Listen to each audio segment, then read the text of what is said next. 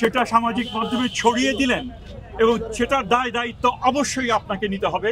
আমরা চেষ্টা করেছি সেই সূত্রগুলো প্লাগ করা। যারা খুব ভালোভাবে পড়াশোনা করছে, ওদের পড়াশোনা এবং সিলেবাসও সম্পূর্ণ কমপ্লিট করছে, ওরা এখন পরীক্ষা দিতে আসছে। আলহামদুলিল্লাহ ওরা সুস্থভাবে সুন্দরভাবে পরীক্ষা কেন্দ্রে ঢুকছে। পরিস্থিতি ভালো, কারণ কি তেমন কোনো জ্যামও ছিল না, ভালোভাবে পরীক্ষা হলে ঢুকতে পারছে।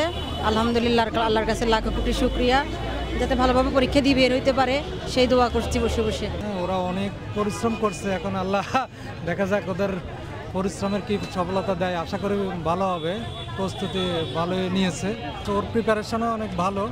হ্যাঁ, ওরা দীর্ঘদিন সময়ও পেয়েছে। প্রতিরোধ করার কোনো উপায় নাই, মোবাইলও চলে, পড়াশোনাও চলে, সবই চলে। মোবাইল আটকায় রাখলে আরও সমস্যা। ওই যখন পড়তে পড়তে বোরিং হয়ে যায় তখন একটু আর মোবাইলে তো ওরা অনলাইনে ক্লাস করে, পড়াশোনার ভিডিও দেখে। মোবাইল তো আর মানে খারাপ কাজে তারা ইউজ করতেছে না, ওইটা খেয়াল রাখি যে কী করতেছে।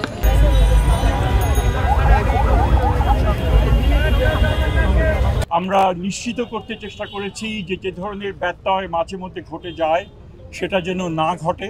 যথেষ্ট আমাদের যে সহকর্মী যারা রয়েছেন এবং অন্যান্য প্রতিষ্ঠান যারা দেশের বিভিন্ন অঞ্চলে এই পরীক্ষা সংগঠিত হচ্ছে, তাদের আন্তরিক প্রচেষ্টা ছিল এবং এর জন্য যে প্রাথমিক যে সম্পাদন করা দরকার ছিল, অর্থাৎ পরিকল্পনাটা করা, সেটা সুচারুভাবে সেটা সম্পন্ন হয়েছে বলে মনে করি।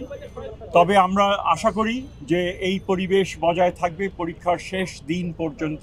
পরীক্ষা সবে শুরু, ছাত্ররাও দিচ্ছে না, আমরাও কিভাবে এটা সম্পাদন করছি সেই পরীক্ষাও শুরু। এটা শেষ হবে সামনের মাসে, তো আশা করি সুচারুভাবে সম্পন্ন। যেই সমস্ত সূত্র থেকে প্রশ্নপত্র ফাঁস অতীতে হয়েছে বলে জানা গেছে, আমরা চেষ্টা করেছি সেই সূত্রগুলো প্লাগ করা, যে সেখান থেকে যেন না হতে পারে। তো আশা করি আমরা সাকসেসফুল হব এবং আজকের আগে আমরা ওই ধরনের কোনো ঘটনা ঘটেনি এবং এক্ষেত্রে অবশ্যই একটা টপ প্রায়োরিটি এরিয়া হিসেবে আমরা এটাকে দেখেছি এবং কার্যকর একটা প্রয়োজনীয় ব্যবস্থা আমরা গ্রহণ করেছি যে আপনারা ওগুলো থেকে বিরত থাকবেন। যদি জেনুইন সমস্যা থাকে অবশ্যই আপনাদের দায়িত্ব সেগুলো সংশ্লিষ্ট কর্তৃপক্ষের কাছে নিয়ে আসা, যাতে তারা যাচাই বাছাই করতে পারেন। কিন্তু আপনি একটা জিনিস পেলেন, সেটা সামাজিক মাধ্যমে ছড়িয়ে দিলেন এবং সেটার দায়িত্ব অবশ্যই আপনাকে নিতে হবে।